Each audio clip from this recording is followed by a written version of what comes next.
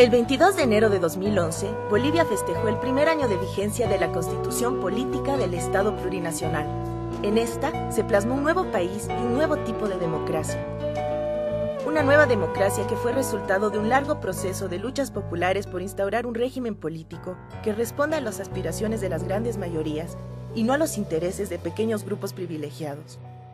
Desde la instalación de la República, en 1825, muchos gobiernos accedieron al poder por la vía de los golpes de Estado, y hasta 1952, solo una pequeña minoría podía ser elegido o emitir su voto. Pero mientras desde el Estado se practicaba una democracia excluyente, los pueblos originarios y las organizaciones sindicales practicaban la democracia directa y ampliamente participativa en la toma de decisiones colectivas. La Revolución Nacional de 1952 estableció por primera vez en Bolivia el voto universal.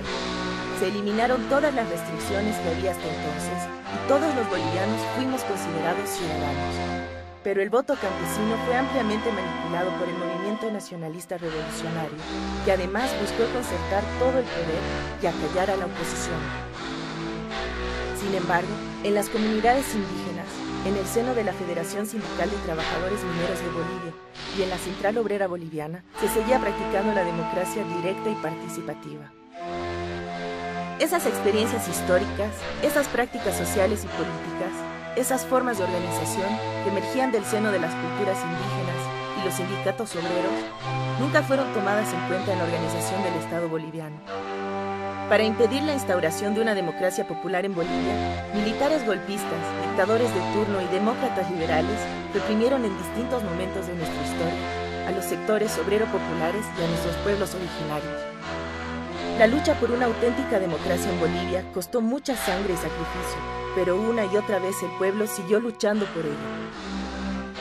La memoria popular se transmitió de generación en generación. Hoy nuestro país está viviendo una nueva etapa histórica y la oportunidad para construir una democracia a semejanza de nuestras raíces culturales. El camino está abierto, el desafío es para todos.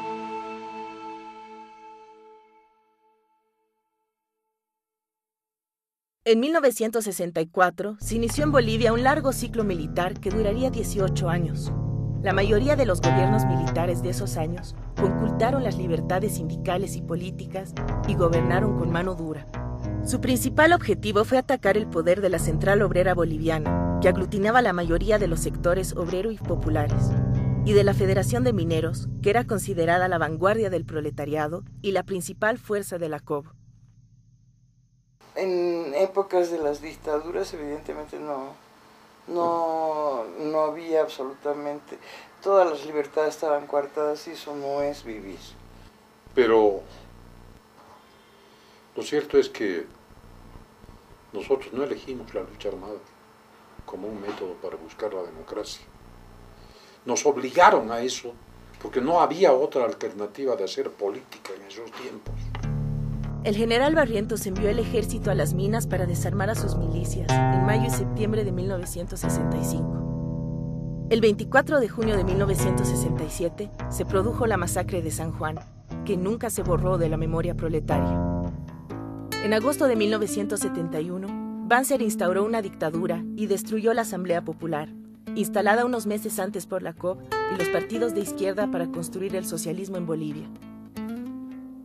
A principios de la década de los 70, surgió en el altiplano la corriente catarista, que reivindicó el derecho de los pueblos originarios a que su cultura, sus formas de vida, su cosmovisión y sus prácticas sociales sean respetadas.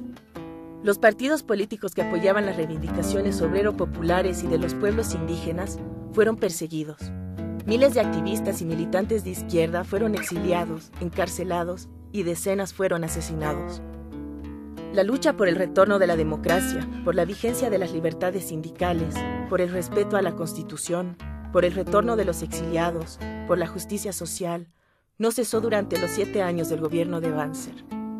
En enero de 1978, 4 mujeres mineras iniciaron la huelga de hambre que muy pronto involucraría a miles de bolivianos a lo largo y ancho del país.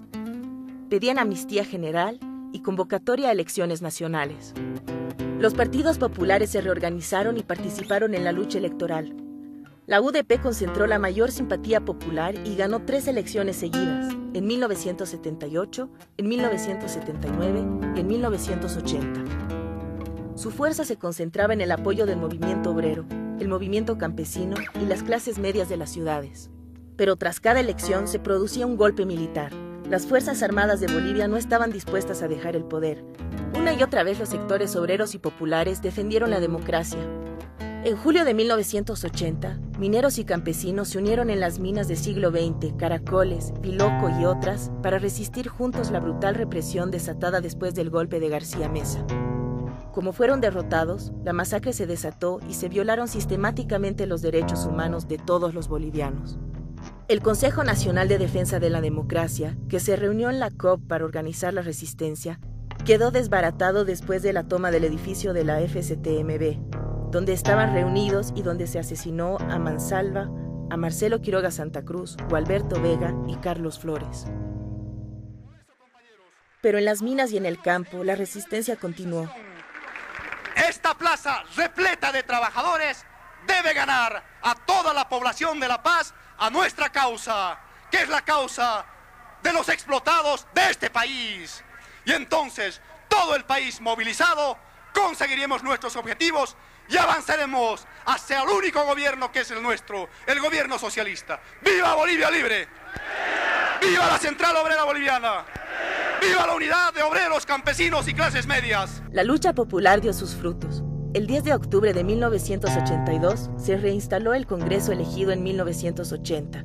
Siles Suazo asumió la presidencia y la UDP finalmente pudo asumir el gobierno tras 3 elecciones ganadas. Consolida la conquista de la democracia, ¿no? Porque a partir de eso ya no tienes más golpes, nada de eso.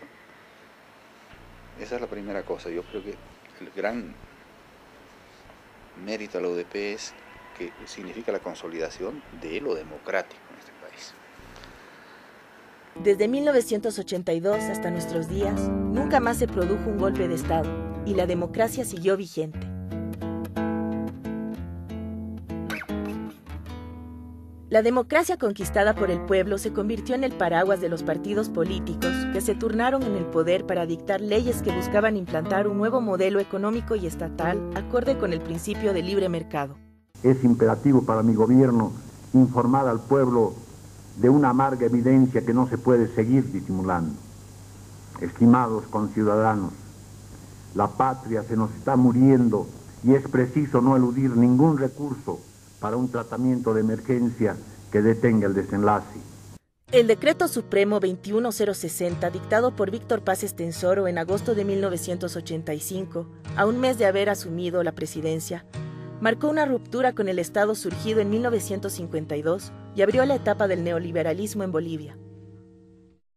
De manera que democracia no es el hecho simple de dejar atrás o haber derrotado a las dictaduras y entrar en el ejercicio un poco, si tú quieres, burocrático de la elección periódica de autoridades.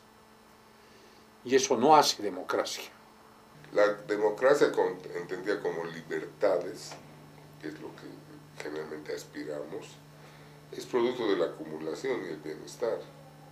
Y la acumulación de las democracias occidentales no se las ha dado solamente en base a sus economías, sino a las nuestras.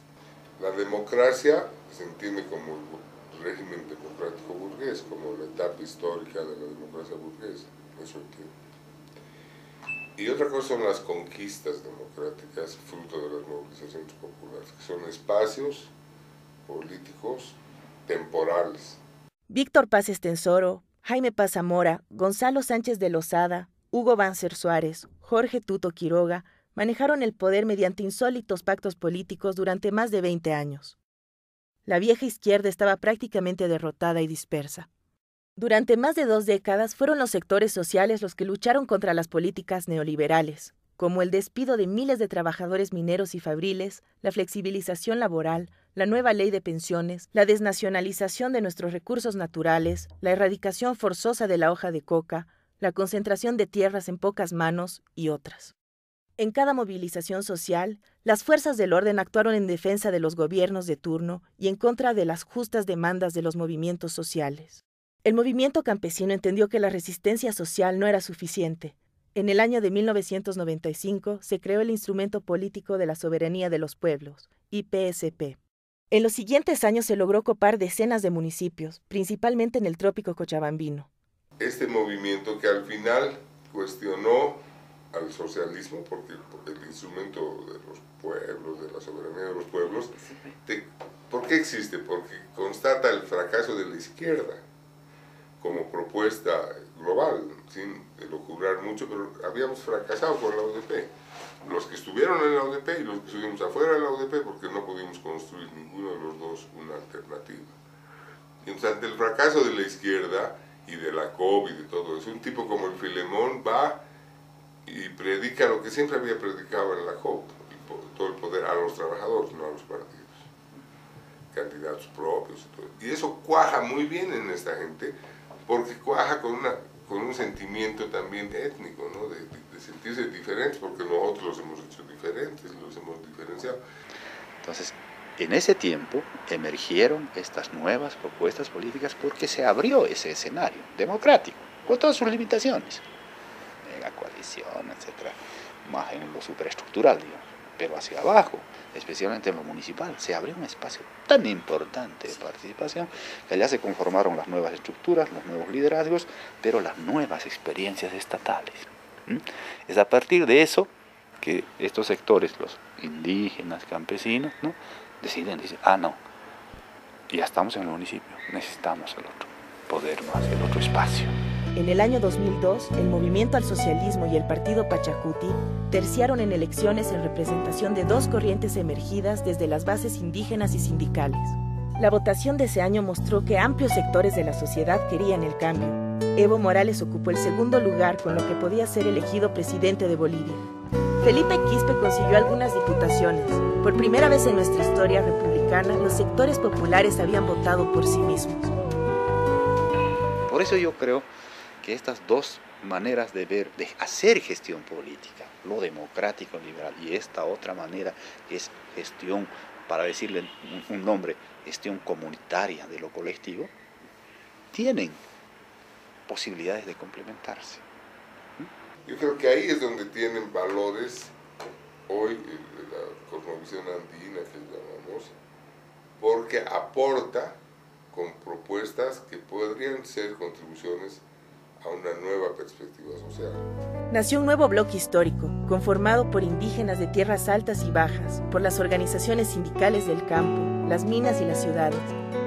Todos ellos recuperaron la memoria de luchas pasadas, convergieron en derrotar a los últimos coletazos de la vieja política que se desmoronaba y contribuyeron a perfilar un futuro de transformaciones estructurales. Bloqueos de caminos en el Altiplano y el Chapare, marchas sacrificadas hacia la ciudad de La Paz, movilizaciones populares en distintas ciudades del país y huelgas obreras confluyeron en la insurrección popular de octubre de 2003. Democracia es básicamente participación del pueblo, de todo el pueblo, en la toma de decisiones. En diciembre de 2005, la voluntad y el deseo de cambio se manifestó en las urnas. La democracia boliviana vivió un momento sin precedentes históricos. Un largo proceso de luchas sociales se plasmaba en el acceso al poder de un indígena que había logrado expresar esas expectativas. Era un nuevo inicio, una nueva etapa, una democracia patrimonio de todos y para todos. La democracia no es para nosotros, para los bolivianos, no es una cosa importada, porque lo que importamos fracasó rotundamente en nuestro país.